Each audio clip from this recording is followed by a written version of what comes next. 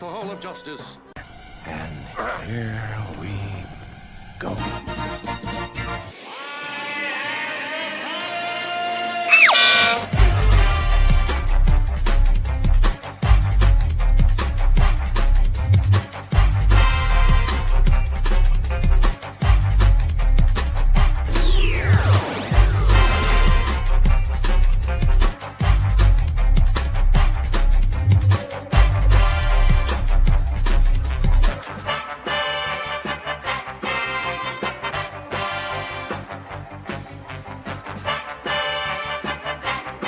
Oh, yeah!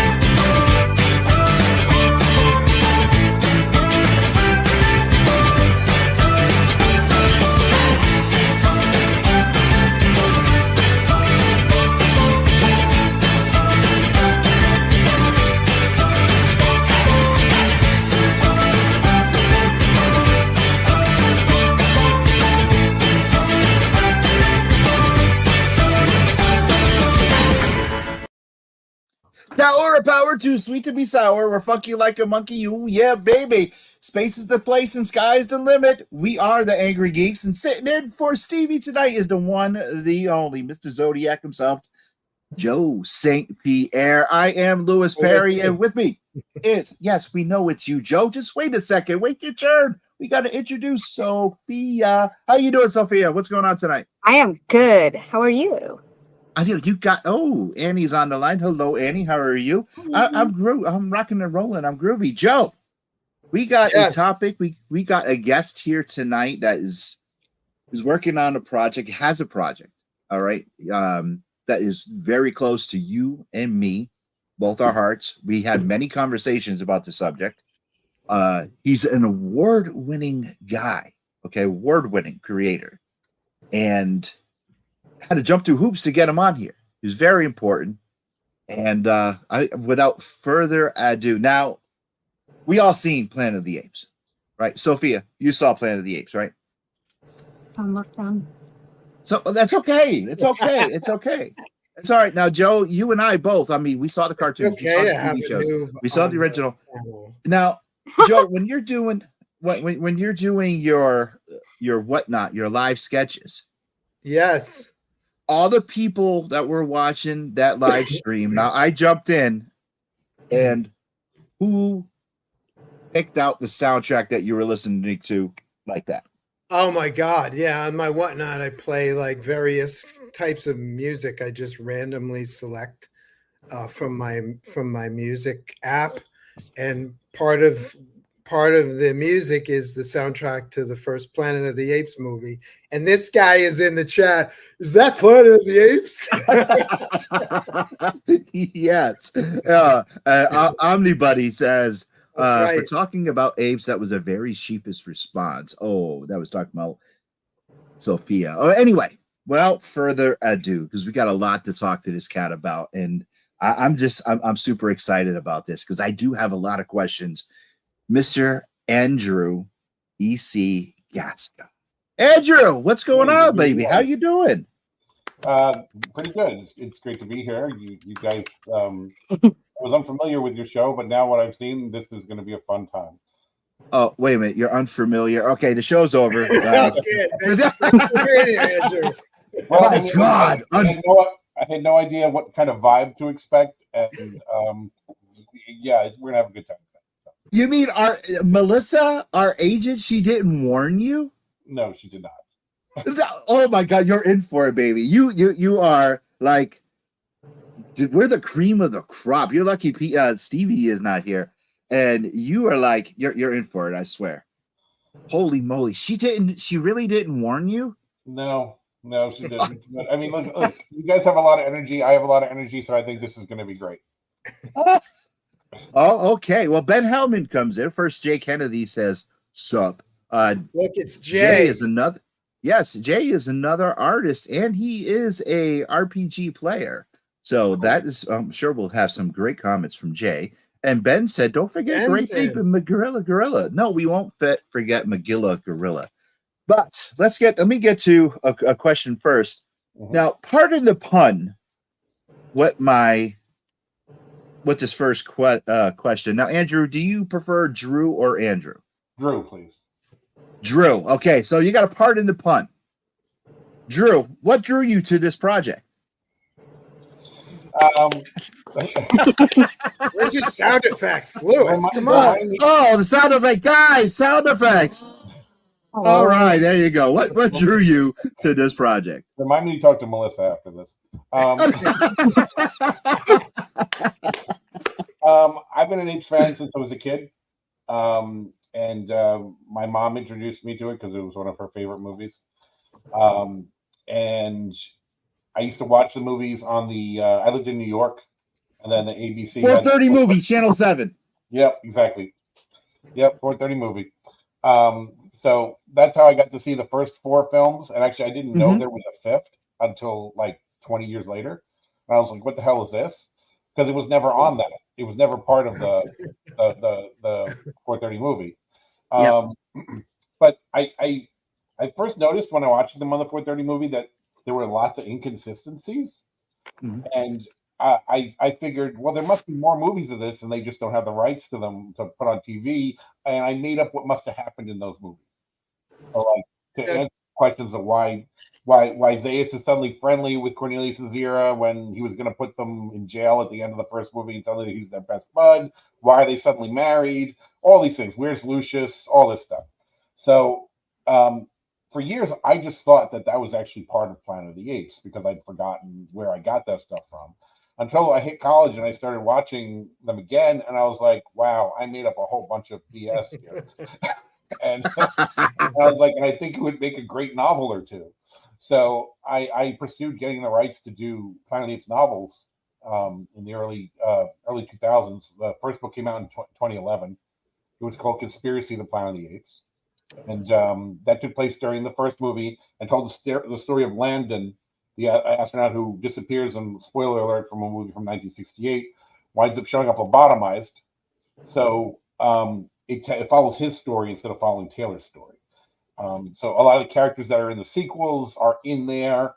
And so you understand why they weren't in the first movie, that while those guys were dealing with Taylor, these guys were dealing with Landon. So, so I mean, it stuck with me since childhood, even though I forgot it for a long time. It's like, I'm a huge Star Wars fan, and I've never stopped being a Star Wars fan. But Apes was one of those things I was passionate about as a kid, and then I guess I put on the shelf. Godzilla was the same way. I don't know why. And then once I hit college, totally became in love with it again and just couldn't let it go. So Godzilla must have been Black Friday, Channel 9, WOR TV. Absolutely. 11 o'clock until 5 o'clock in the evening. Dude, I grew up in Norwalk, Connecticut. Right. So I had the same channels. Yep. Same thing. So I mean, Thanksgiving was what? I started off with King Kong, and then it was Son of Kong. And then Mighty Joe I can't Young. remember. Mighty Joe yes. Young. Mighty Joe Young, correct. And then Friday was all Godzilla movies. And then, of course, on 4:30 movie, we had all the Planet of the Apes, which was like fantastic. So I was like, my God, it's incredible. All right, we do have a audience question. Jay Kennedy wants to know, Andrew, I noticed you guys use D6 system a lot. I loved Carbon Gray. And he wants to know, why do you use D6 instead of some kind of D20 system? So I was a huge fan of the Star Wars role-playing game in 1987. It was when it came out from West End Games. And that uses the D6 system. In fact, the D6 system was started between that and their Ghostbusters game. I was super. There's something about those rules where it's a dice pool system, so you wind up with a big chunk of dice and you're throwing them all at once. There's something very kinetic about that, and I like the energy of it. And when we decided we were going to do role playing games that are magnetic, at first the question was, what are we going to do rules wise? And the higher ups were like, well, just make your own rule system. And I'm like, okay, we need 2.5 years of development time, and we need to pay people for that. And they're like, okay, let's just get a rule system.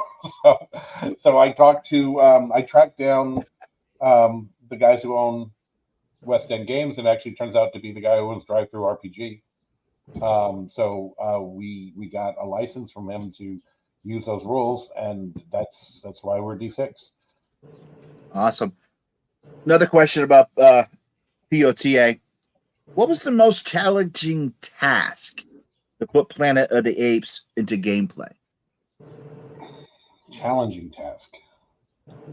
Yeah, what was the most challenging task of Planet of the Apes to put into gameplay? Capturing, it's the same. It's actually the same as it was with Alien, and the same with any of these things. Is you want to make sure.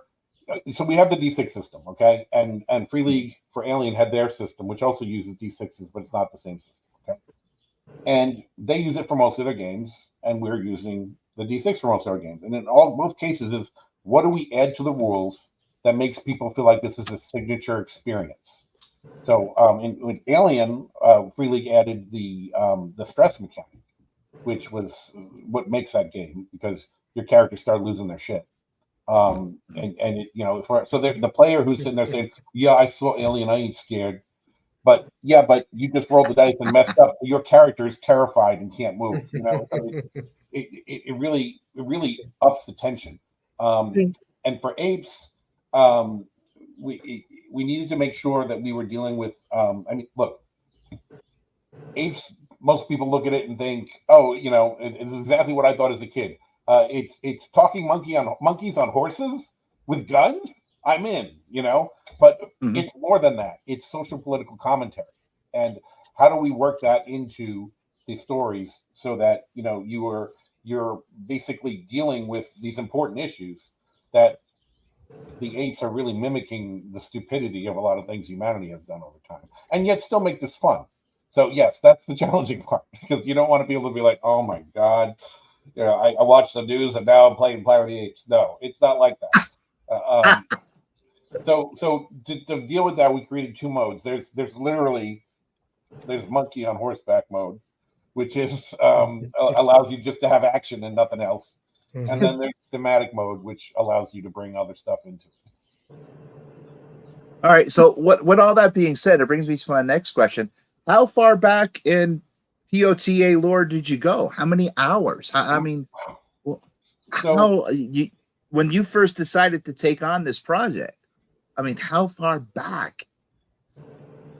Everything. And so before, when I did my first novel that I mentioned, I was originally supposed to do 2, and the license expired before the publisher I was with could get the second book going. Okay, so I thought I was done with Apes after that first book, and then in 2015, so 4 years later, I get a phone call from 20th Century Studios a new franchise director had come on board, and he says, "Hey, I read your book. I think you may know this stuff more than I do, more than we do. Do you want to be a franchise consultant?"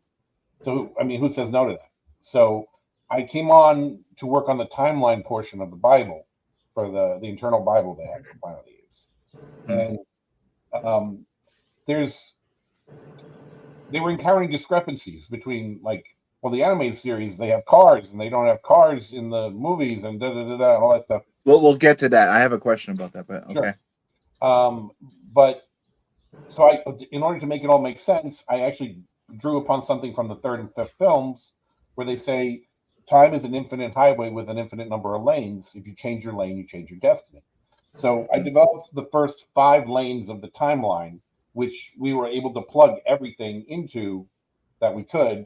That made sense. I mean, there's some things that come out, like there's some wacky comics that have come out in the 90s that were like, wait, how does this can never fit, So things like that are regulated to myth or legends. So, but canon wise, there's like 5 lanes of material that all clicks together. And one of the things to make it work is that all the astronauts launch from the first timeline, because when Zero and Cornelius, this is totally nerding now, when Zero and Cornelius go back in time to 1973, they've created a new lane. Okay, because Taylor launches in 72, and so does Brent, right? They don't know that, there's apes in the future? Shocking. But then the animated series astronauts launched in 76, and the TV show ones launched in 80, and each one of these is like, what? There's apes in the future? So if they were coming from the same future where Cornelius and Zero showed up back in time in 73, that wouldn't make any sense. So they all launch from that first timeline and go into different lanes. So is this deep lore enough for you? No, yeah, I love it perfectly. Yeah, I know. Like you're like going ahead with some of the other questions I have. Sorry. No, dude, it's cool. It's absolutely cool because like Sophia can jump in anytime, and I know Joe. Do you have any questions? But hold on, we have another question from Jay Kennedy. Jay Kennedy says, "I see on Kickstarter that you have Minus. Do you guys need a minis? My glasses, sorry. That you have minis. Do you guys need a miniature painter? I'd love to." Citadel up Dr. Zaius. Talk to me after the show. All right. Talk to him after the show, Jay Kennedy. All right. Yeah. Disney owns Marvel. That means they own Joe St. Pierre. Marvel once again produces Planet of the Apes comics 40 years later, mind you. 40 years later. Would any of this material be used in the game? So it from what I've seen, it looks like that the Planet of the Apes comic that they're putting out follows its own continuity because there's some contradictions from the films in there. So as far as I'm concerned, and the game is concerned, if it's happening in a lane, it's happening in a different lane. But everything, including that, can be myths and legends. So for Alien, I created what I called barroom canon. Okay, and the concept for barroom canon was that any of these stories that you love that no longer fit in continuity because it's been contradicted by a film later, that story happened, but the version of it that was overheard in a bar when someone was telling a story his cousin told him when he was drunk. Okay, so there's some truth in there, but it's all not quite right. Okay, so in Planet of the Apes, we call this campfire canon. So it's stories that are told around the campfire, which may or may not be true. And there are Easter eggs throughout all the books for everything. Okay, and if you're we call the game master the lawgiver in the Planet of the Apes game. So he's the LG instead of the DM or GM. Okay, so if your LG decides they want to take that and expand upon whatever it is, it's like, well, I really love that comic, so I'm saying it really happened and XYZ. Then it's live to go for your campaign. We're not telling you what you can and cannot use. We're giving you all the tools to do whatever you want with it. Okay, cool. All right. The original movie, humans couldn't speak, save Taylor. Humans began to speak in Beneath, then thereafter in film and television. In the game, are humans going to be able to speak? It depends on what time period you're playing in. So the default time setting for the core book is the late 3900s, so the time Taylor showed up. And humans cannot speak in that period unless they are taught to speak. And so how that works is there's a system. If you decide to play a tribal human, if you're sitting at the table with other tribal human characters, then you guys can just talk like I'm talking to you. Say, okay, I'm going to hand him the stick. You can do that stuff because you both understand each other's body language. That just like a cat and a cat know what the hell they're doing when they just look at each other. Okay, but if you're the only tribal human at the table with humans or apes or mutants or whatever, you cannot speak. You have to pantomime. Okay, so you have to try to convey whatever you want your character to do without words. All right? So there's. Okay. In addition to that, the longer your character is around people who can talk, you can start spending experience points to understand what they're saying. There's a way to learn gestural language, which is sign language, so that as long as you know someone who knows it, or if a human or an ape, an astronaut or an ape knows it, they can teach it to a tribal human. So they can sign language if they're taught it. And eventually, like Nova in Beneath, you can eventually learn to speak. So we have a progression chart where at this level you can start making sounds, and you can sort of sound like it's the actual words, and it keeps going. So yes.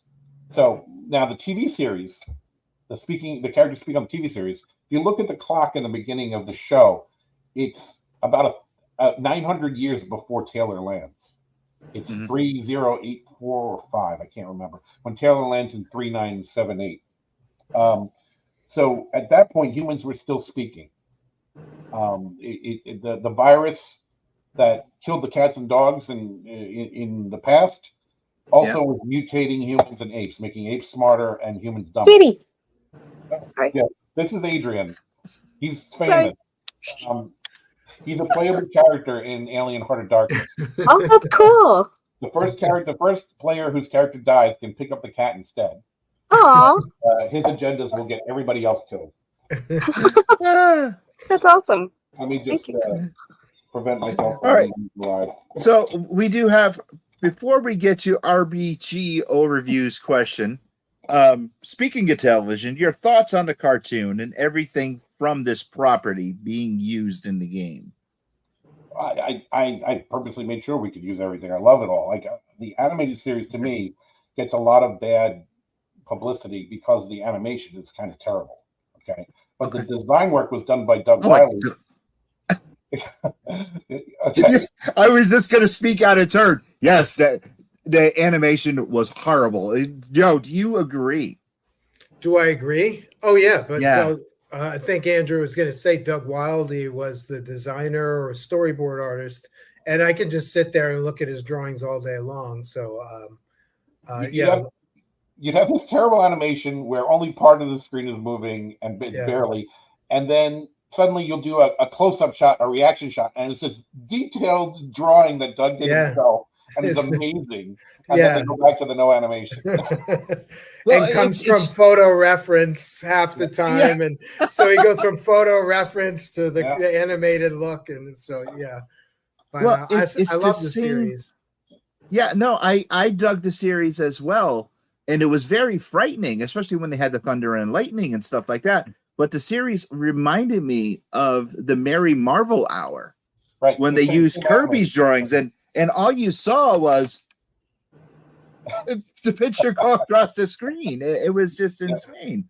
Okay, so let's get to RPG overviews, and they had their first question. Real quick. Yeah, go ahead. You said the show was terrifying. I mean, there's crucified apes hanging upside down in the credit sequence. Yes. It was Saturday morning for kids. So. Yes, it was terrifying. Well, I have to give props because I just watched the animated series. I'm preparing because I knew I was going to be on the show. I just watched the animated series, and I think that the storylines, the power dynamic between the classes was better explored in the cartoon than any of the movies or the TV show. I absolutely agree, and I don't know if you've ever read them, but the novelizations of those episodes, they came out in the 70s with photo covers because they didn't want adults to think it was from the animated series. I see. And Really? yeah, they're reprinted in Titans Planet of the Apes Omnibus #4 has them all. And Okay. they are adult versions of that animated series. I mean, at one point, one of the astronauts is fighting with a gorilla, and he's going to be killed, so he digs his fingers into his eyes to get him off him. Don't see any of that on Saturday morning. You never see that on the cartoon. But those novels are fantastic. I recommend them. I gotta look for that. Thank you. I've been looking Joe, for yours as well. Why are your novels so expensive on eBay, Andrew? Joe, are you asking for a freebie? I'm shopping. I'm shopping while I'm here. I'm a fan, so I'm like, I gotta get this guy's novels. And Joe will be like, I could draw you a Spider-Man or a Wolverine happily for a I Planet would of the gladly Apes. pay you Tuesday for a Planet of the Apes novel today. I'll draw you whatever you want. Okay. More copies of Conspiracy left, but Death, I think you can still get the digital copy of. Okay. On Amazon, but I think they're shipping whatever's left of Death of the Planet of the Apes from Amazon UK now because they're out in the United States.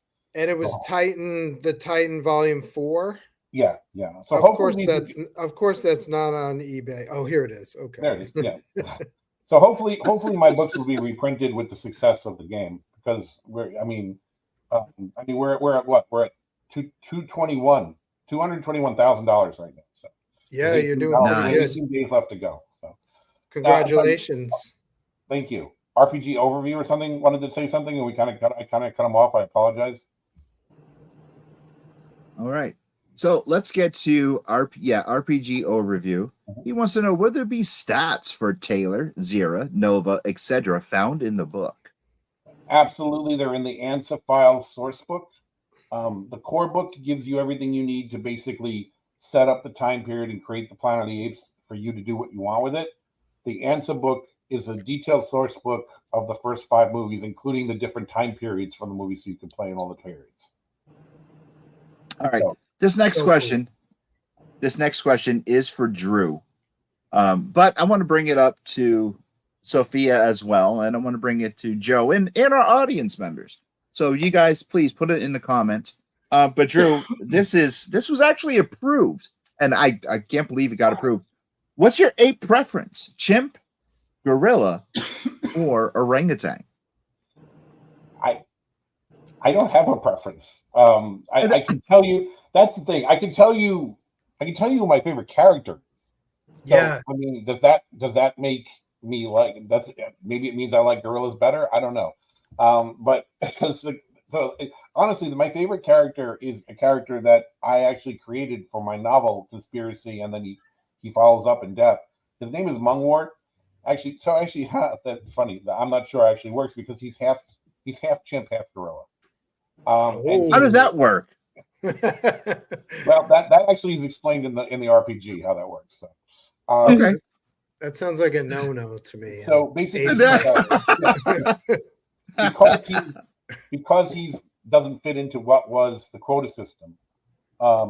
Basically, anybody who's like this gets menial jobs, like he's a garbage ape. So instead of a garbage man, so he basically goes around town collecting garbage. And he was supposed to be this throwaway character in the book, and he started to write himself, and so much that he becomes a main character in the second book. But he's drunk. He's would you say womanizer if he's trying to pick up other chimpanzees? I don't know, but and he's not that bright, and he just I found myself just, oh my gosh, he's taking over this whole chapter. What am I going to do? And just keep going with it. So, yeah, he's my favorite, and I'm very happy when people contact me and they go Mungwort. Sophia, what would you be? A chimpanzee, gorilla, or orangutan? Gorilla. A gorilla. Mm-hmm. You would be a gorilla. Okay. Joe, what would you be? That wasn't me, by the way. I'm sorry, I haven't eaten dinner yet. That was Joe, what would you be?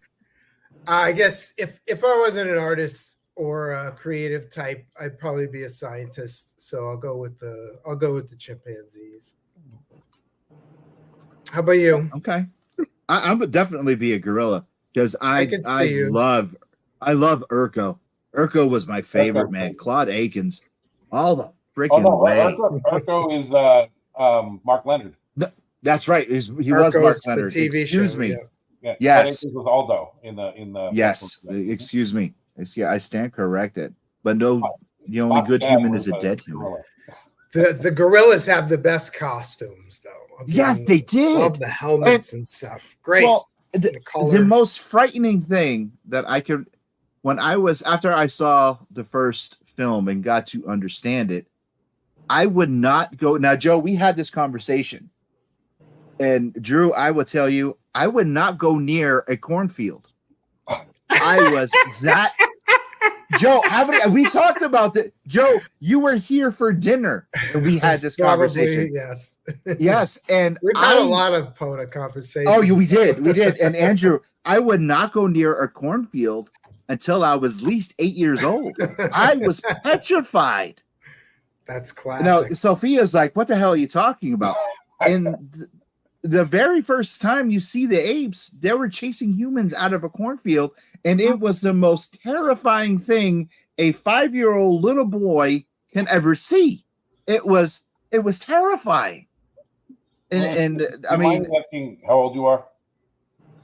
Who, me? what was that? Lewis. Yes, How old are you? I'm in.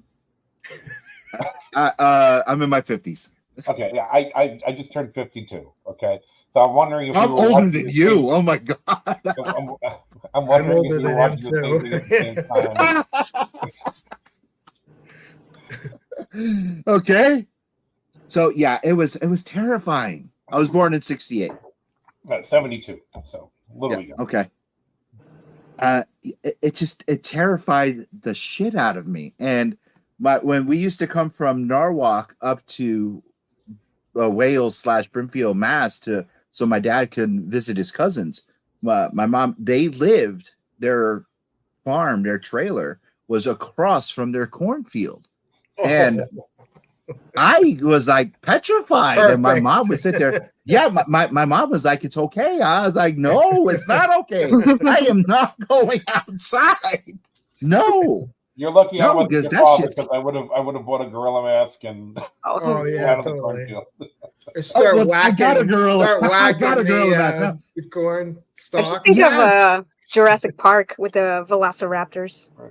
Oh, Kind of, yes. I mean, oh my god, Drew, what can a player expect? What can a player expect? A lot of options. can I ask a question related to that? Because Sure. I haven't played role-playing games since I'm in high school. So when I'm in high school, there were these kind of like campaigns. You had a goal, and then you played the character through. So what kind of campaigns can you have in the game? Does that make sense? Yeah. So if you play apes, you can pick. Obviously, you can pick orangutan, gorilla, or chimpanzee. Mhm. But in the movies, in the first movie, we see that there's a quota system in place where chimpanzees have to do this job and gorillas have to do this job. Yeah. But they do mention early in the movie that the quota system has been abolished. Okay, so the impression you get is now they're free to take other jobs, but everybody's afraid to move. Okay, so the way the game is set up is that your PCs are a new generation of ape who are the first ones who can step out and say, hey, you know what? I'm a chimpanzee. I don't want to be a scientist. I want to be a soldier instead. So you guys have all the options. There's no gorilla soldier archetype to play. There is an ape soldier archetype. So first you pick your ape type, then you pick your job. Okay. And of course, if you're the only chimpanzee who just joined the army, you can expect that there's all these stories that are going to develop out of that. People, you're going to have trouble convincing your superiors that you can go up in rank. You're going to have the other guys aren't going to trust you. There's all this role playing stuff that can happen there, and it all mimics stuff that is going on with, humanity since since we've had civilization where people don't want to accept the other that's brought into their situation. So, it deals with important issues, and it also gives you all these awesome role-playing things that you can handle. So the benefit of playing an ape comes down to the fact that you go, I'm going to go to the forbidden zone. Oh, you know what? I hate it here. I think I'm going to go home and I'll go to the tavern. Okay, because you have a support system. You have a civilization you can go back. There's wild humans in the cornfield. I better go call the police. You can do that, right? When you're a tribal human, you don't have that. Okay, you guys don't even have a home. The tribal humans just migrate all over the place, eating up whatever food they find and moving on to the next location for food. Zeus is complaining about them doing this in the movies. So you're basically on your own, and all you have is wherever you decided to lay down for the night. So it's a lot tougher to play that. Plus, everybody wants to kill you. If you're a tribal human. Apes are capturing you to experiment on you, or they're just straight out trying to kill you. Mutants look at you like you're animals, and the astronauts may try to talk to you and teach you things, but you're looking at the astronauts like, why is that other guy talking? What is he, an ape in disguise? Like, they don't understand why a human would be talking. Mm-hmm. So tribal humans, it's a whole set of challenges. It's like, I would say, if you have an expert RPGer, the tribal human is the one you want to play, especially the having to pantomime at the table to explain what you're doing. I mean, it's just going to cause so much frustration and awesomeness at the same time. So then we have the astronauts, and the astronauts have the same problem the tribal humans have. That's perfect timing. There's a question right there. What sort of adventures can the astronauts play? They have the same problem that the tribal humans have, is that they do not have a support system. Okay, now they can go and try to convince the tribal humans to follow them and to try to bring humanity up to a civilized state. So one of their goals could be to basically bring humanity back to what it was. Another goal of theirs can be I need to search this world and find maybe beyond the forbidden zone is intelligent humans that survive, or you can search the forbidden zone looking for equipment you need to repair your ship and get the heck out of here. There's quest things that are possible as an astronaut. And the same thing with apes also is that apes, you can go in the forbidden zone and there's this weird technology we never understood before, and they're trying to figure out what that is. Finally, with the mutants, there's two factions of mutants you can play. You can play the Fellowship of the Holy Fallout, which is the ones from beneath the Planet of the Apes. They work with the bomb. Or you can play the Underdwellers from the animated series. So they're completely different. They worship a tree instead of a bomb. And that's basically because Doug Riley had put the bomb in there, and the studio's like, oh, atomic bomb, it's too much for kids. So he swapped it out and put a tree. That's the first thing I thought of when I saw the tree. But yet they have crucified apes. So they worship the return of the green. So that when the Forbidden Zone wants the bed to be a green power. Those factions have problems with each other because the Fellowship of the Holy Fallout are looking for other mutants to convert to their religion. So there's all these conflicts between them. And while they have that civilizations that they can draw upon, the minute they go up above ground, they're on their own. And they have to do, and apes find them, they're just going to think they're a human in strange clothes. So, the only benefit that they have with that is that they have evolutionary powers, and they can look like an ape for a short period of time to get out of the situation. But can you maintain that power is the question. So there's lots of options here, different paths you can take. Can you be a half human, half ape? Not in the current rules. Okay. I think that we won't expand it later. So, Drew, do you have a favorite Planet of the Apes movie? So, whenever I'm asked this question, you can't count the first movie with the others. Okay, it's just the first movie. If it never had a sequel, is still a masterpiece. It's like there's two ways to look at apes: that movie, and then the saga as a whole. Okay. Happy Monday. My brother in the house, Jeremy. Can I piggyback on that question then? Can you rank the first five what are your favorites in order, assuming that the original is first place, right? Yeah, exactly. First place is the original. The next is the extended cut of the extended director's cut of Conquest. I don't know if you got to see that, but when Conquest of the Planet of the Apes was finished, they did it to test audiences in Texas, and they were not happy, so they trimmed back a bunch of the violence. On the Blu-rays now, you can typically watch either the theatrical version or the director's cut, and it is so much more brutal and makes so much more sense. We have a special guest backstage. Hold on one second. Producer Mark Lee from Pod TV wants to come in and say hi to Andrew. Mark is producer for Pod TV on Amazon and Roku. And Mark, why don't you say what you were sending me in private chat?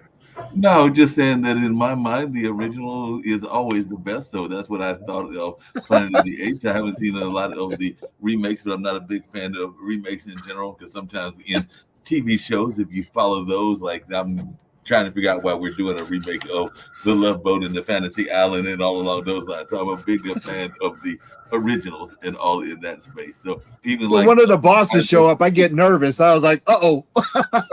Even like MacGyver and Hawaii Five-0, even though those are TV shows and they've done a decent job as a remake, but I'll take the original any day. Awesome. So you were afraid he was going to fire you, Lewis? Or? All the time. When Mark or Nick show up, I'm always scared. When Kimberly shows up, I know I'm going to be loved. When the big guy shows up, oh yeah. Mark, I told you before the show, Mark, that I can handle this. Lewis, you're fired. Joe, it's your show. Oh, awesome. You get promoted. You ready to take over? Wait a minute. You're ready to take over already? Lewis is doing a great job. Lewis has even popped in. I think he popped in last week on one of our news shows, and he handled his own with some of the folks that can get very adamant in their attitudes, and sometimes they just go off on a rant. But Lewis handled them quite well. So I thought he did a masterful job. So no danger from me. I can't speak for Nick and Kim. They are the actual owners of the network. I'm just a third wheel in the operation and all this. They're the actual ones that are in charge. I just kind of like try to keep the shows online, including this show and others. So we kind of keep them on the Pod TV network. And I'm helping as Sean is a news guy that is helping us as well. But we're just trying to make sure that they are airing on the network so we can see these wonderful faces, including that of Miss Sophia and others that are involved in that space, because we want to make sure. Because one thing that I always feel that we are missing on the network is beautiful faces. So I've got to give Sophia a big shout out because we don't have enough of this. Sometimes it's too male dominated and all along those lines. Even though we have some other ladies on the network that even some that have their own shows and everything. But you know, I'm always one that thinks we need more wonderful faces that also are intellectually competent. So like I said, I can tell that she's got all of the qualities that we need in life. Thank you. Well, thank you, Mark. I appreciate it. You can tell Mark is a behind-the-scenes guy because all I see is his ceiling with this huge bright light. Sorry, hey, that was the buzzer, and it's time for Question of the Week. Question of the Week is brought to you by Alternate Universe LLC. If every Wednesday is New Comic Book Day, contact Eric and the boys either at Milford or New Haven. Get your comics. He mails them flat to you. He will mail them flat, just like Stanley used to do back in the day. He will have anything done by Joe St. Pierre. He even has Joe St. Pierre's original art. He carries RPG games. I'm sure he's going to have the Planet of the Apes game. Just contact him through Facebook, Instagram, anywhere. Tell him that you heard this on the Angry Geek Show, and he'll take care of you. Anyway, first question. Andrew, are you ready? Sure. First question. Would you rather have a pet sloth that wants constant cuddles or a pet cheetah that can make sandwiches? That's a really tough one. I'm going to have to go with the cheetah and the sandwiches because I really love judges. Oh, and the judges love you like your answer. That's very good. Mark, since you're hanging out with us, would you rather have a pet sloth that wants cuddles or a pet cheetah that can make sandwiches? Give me that cheetah that can make sandwiches any day. You know, if they can stop me from making DoorDash orders and all along those lines, I'm taking the cheetah and all in that space. the sloth might be cute and everything, but I'm not sure that I want to cuddle next to a sloth. So, and I can be my own slob and my own sloth. So I'll stick with the cheetah that is going to create these sandwiches. All right, the judges like that answer. Sophia, what would you pick? Definitely the cheetah that makes sandwiches. And they love your answer. Joe, what would you like? I'm going to be contrarian. I'm going to go with the sloth just because they're so cute. Aw, they are cute. Oh, they did not so like cute. your They're not answer, cute? Joe. They did not like your answer. Thank Next you. question, Drew. Would you rather have a pet? Well, what is this, pets? Because we're having Planet of the Apes. Would you Who's rather have a writing pet? these? I know. Is that the a lady of the house. chimpanzee or a gorilla? Yeah, the lady of the house. Oh, Drew, would you rather have a pet that can talk to you and share its wisdom, or a pet that can transform into any animal you choose? That's another rough one, because if I had one that could transform, it's like we go to the beach, they could become a dolphin, and I could, go for a ride. I think my companionship with Adrian, I think it would be a lot easier if he could talk instead of just yell at me all the time. So, yeah. Oh, the judges love that answer. Mark, would you rather have a pet that can talk and share its wisdom, or a pet that can transform into any animal you choose? I've always been of the opinion that we don't give animals enough credit. So I think that they probably know a lot more than we give them credit for. So give me the pet that's going to share its wisdom and tell me all the things that I am doing wrong and or right. Okay, judges love you. Sophia. I would say transform into any animal.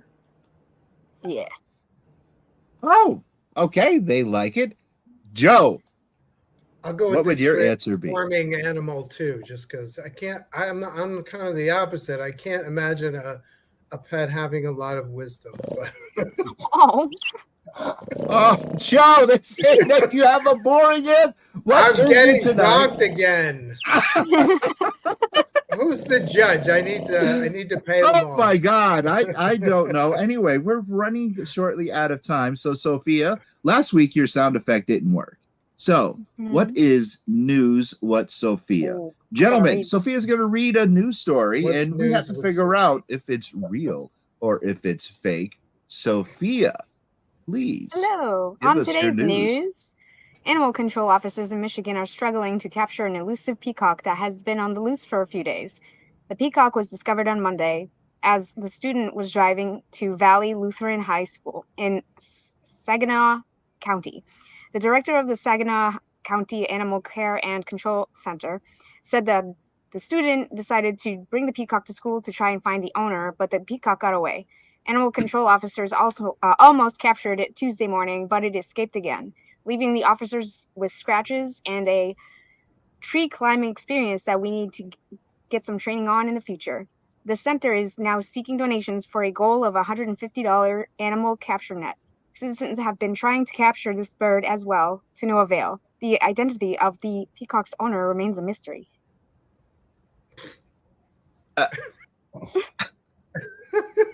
So, am I going first? Yeah, Drew, please. Okay. All right. So, and don't chime in until I finish my answer, please, because I thought that you made it up, but then you couldn't say Saginaw County or whatever it was. So that tells me you wouldn't have written that word. So it must be true. It's got to be true. Okay. Throw yourself under the bus, Sophia. Mark, true or false? As one that has heard some of these stories, and they're oftentimes very true, I'm actually thinking that this is a very true story, because every time I turn around, including here in North Carolina, animals are always getting loose and they can't find them, including some that are in other parts of the world as well. So I think that it is a true story. Joe? Oh, it's got to be true, because where my partner Sonia works, they have tribes of wild turkeys that come out and mug people in the parking lots. So a peacock, does a turkey mug someone? They attack people in the parking lots. They're massive too. So a peacock is like a turkey's cousin, right? So it's got to be true. Okay, quick comment. Omnibuddy says, hey, we couldn't even catch a zebra here in Washington State for nearly a week. So I'm assuming that he says that it's true. Rose and I watch a TV show faithfully every week called Animal Patrol. It sounds like a plot for that TV show. Sophia, is it true or not? It's a true story, isn't it? It's a true story. Don't leave us hanging. Come on. Yeah, it's a true. Check my resources. And, Checking her resources and everything. Good move, Sophia. Hey, Louis, just really quickly and everything, because we have some geese here and everything, and the geese that run around North Carolina, it's kind of like the other gentleman's talking about the turkeys. Yeah, the geese are very ferocious. As a matter of fact, later on when I go out to the bus stop, if the geese are there, they may even roll around and look at me like, hey, what are you doing at my bus stop and everything. So, yeah, there's some very dangerous birds out there. Wow. All right, Drew, back to the topic at hand. How long could or will a campaign last? So we're kind of building campaigns as sort of sandbox campaigns where we're giving you a bunch of goals and we're giving you all these environments that you can go to accomplish them. So it really is about your LG game master, the lawgiver, how long you want to make it. The introductory adventure probably could be played in 2 or 3 hours because it was just designed, here guys, this is what it's like. But the campaigns themselves, they could go on for a very long time. I mean, in Alien, the campaign adventures that I wrote, they put should take 3 to 4 hours on the box, and then everyone I've heard from says it takes at least 12 hours to play that. So okay, it's trying to give people as much content as possible and as many options as possible. That's good. Okay, so with this game, I remember as a younger person, when D&D came out, you had to play the beginners. You couldn't play this. You couldn't do this. You had to start here. Is it okay for, say, someone like Mark and Sophia, who I'm going to assume never played an RPG, just to pick up the box and say, okay, I'm going to do this, read the book, and jump in? Can they just do that? Can they just pick it up, jump in, and go? Get a whole bunch of friends together and say, let's do this? Or do they have to be seasoned players? No, you can absolutely just do this. That's one of the beauties of the D6 system. It's really easy to learn. And one of the things so what we do is called the D6MV, which is the magnetic variant, because Magnetic Press is the company putting it out. And we have taken some of the older rules that were from the 90s and brought them up to be more modern, which has simplified things in a lot of ways and makes combat faster, makes things a lot faster to move around, and a lot of less number crunching. So yeah, it's designed for people who, the Alien was the same way with the Free League system. It was a very easy system to learn. And I like to design, when I work on these books, that it's a source book for the universe, that if you never played the game, you're just going to want this on your shelf because it's got beautiful art. It's got all this information about the universe you could possibly want. But then it stares at you and says, play me, play me.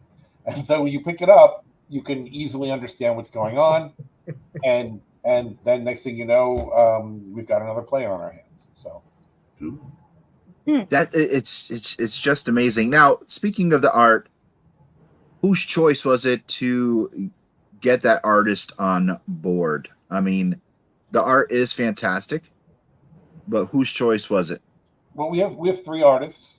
One of them is a girl, a lady from Germany named Runa, and she's done most of the interior art, and it's really awesome. Then we have Chris Scalf, who he worked on the Boba Fett comic back for Dark Horse in the day. He's done these amazing landscapes where I told him, look at this screenshot from the movie and now light it as if it was a movie made today. And he did some really creepy lighting on the underworld stuff for the mutants and whatnot. And then finally, the cover artist is Bill Sienkiewicz, who everybody knows. Oh yes.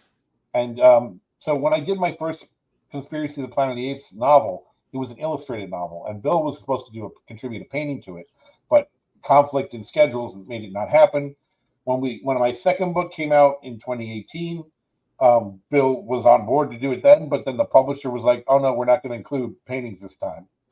So like Bill and I have been flirting with this for a while, and the publisher was like, "I'd love to have Bill Sienkiewicz," so we wound up getting him for this, and it's nice to finally have a piece of art from him when I've been trying since 2008, and we just finally everything aligned. So I'm super happy with that cover. Well, let me introduce you to Joe St. Pierre. If you're going to do another Planet of the Apes book, Joe, right there. And now, Joe, I am not going to do any like my normal. Joe 50%. cannot. First caveat: Joe cannot compete with Bill Sienkiewicz. So yeah, I know, Joe. Come on, I'm trying to be an agent here. He's a giant.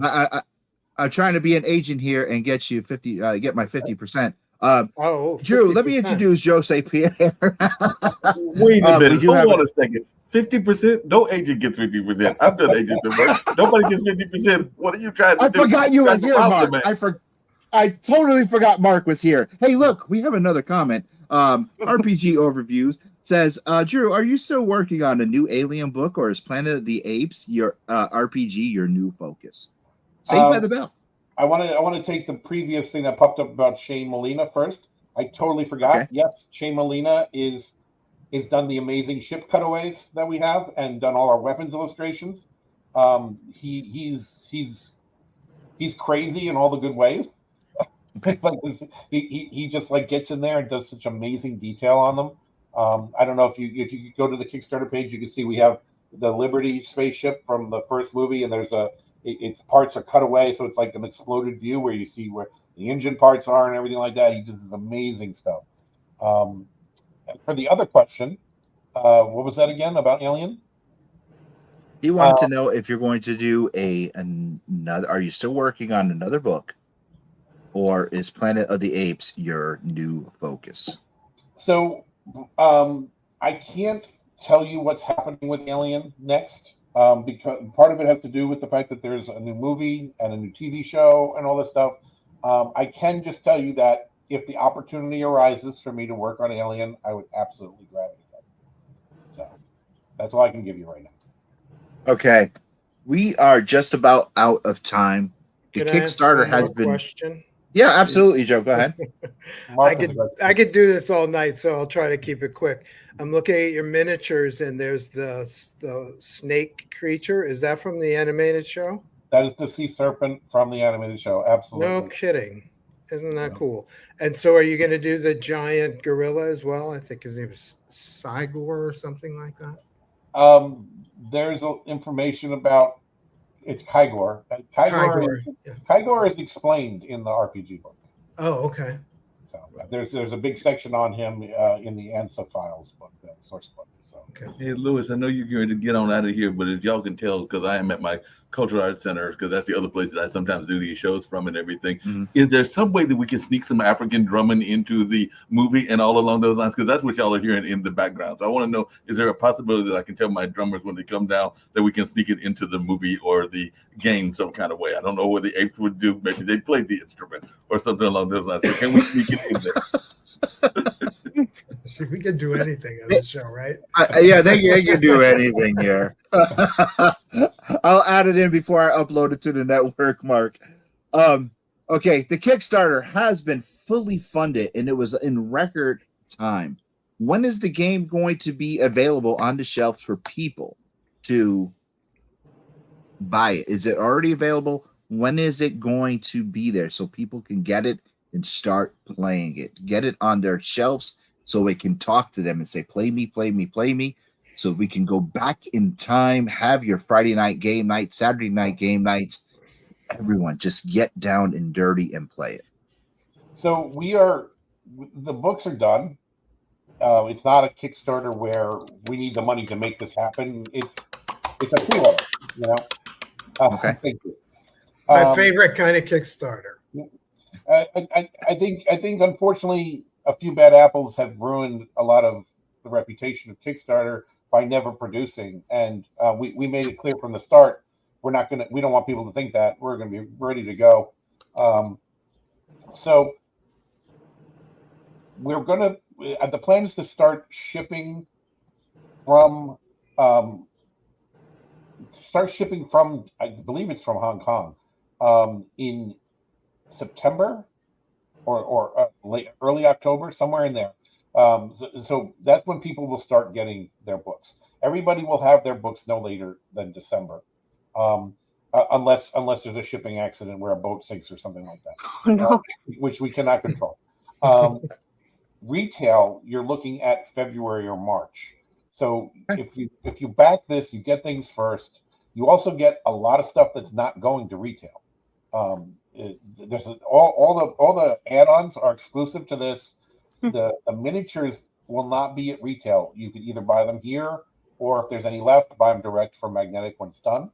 So just the books and the box set are going to retail. Okay. Also, I wanted to say we have a huge update coming tomorrow, which is Tuesday, June 25th. So everybody should check the page tomorrow for what we have in store. I think everybody's going to be happy when they see what we have to say. All right. Well, Andrew, thank you so much for being on tonight. We really appreciate it. Thank you, everyone, for being here. And Mark, you did play RPG. Look at that. You should have spoke up. You didn't have to go through private chat. You should have said something. Anyway, yeah, and like I said, we've got Gamers Den, so I've played a few with Jatovi, and I've actually back in the day played a couple of them, not tons of them, but yeah. And my brother is a gamer as well, so yeah, I've dealt with a couple of RPGs. I would not call myself an expert, but I'm not a neophyte either. Is there time to ask Sophia a quick question, because it's something I wanted to ask her before about something we were talking about. Absolutely. Go ahead. Cool. So when I asked him how old he was, and you thought I was asking you, I don't need an answer, but clearly you're younger than all the dudes here, right? So was it on TV for you when you were a kid? I'm wondering, or was it our generation only that saw it on the every few weeks on ABC, or were you ever exposed to it then, or is it just a different time? I know I heard of it as a child, but I didn't watch it. Yeah. Okay. Did you watch any of the movies, Sophia? I'm curious as well. I think I saw not the last one that came out, but the one previously. I did see. So one of we're gonna have to have a viewing party. Okay. With all the I have to bring out the DVD set, and we're gonna have to have a viewing party for Sophia, so she can see all of the Planet of the Apes in order. What do you say, Drew? You in, Drew? You want to come hang out with us again and watch these movies with us? I'm 100% in. Are we going to do like Joe, a commentary while it's playing? Oh yeah, we could definitely do that. We can definitely do that. I'm down for that. We could set that up. Mark. I'm totally down. I'm totally down. As a matter of fact, if y'all not careful, I might have the viewing party both on Pod TV and at the Haytie Center if I can talk my bosses into showing it at the same time. So maybe we can have a live venue and a televised venue whenever you decide to set it up. That sounds great. All right, we're going to schedule it. Okay. We are going to schedule it. All right. Anyway, thank you guys for tuning in. Make sure you hit that subscribe button, hit that bell, so every time that we're on, we love you, we thank you, and we'll see you guys soon, like next week. See ya.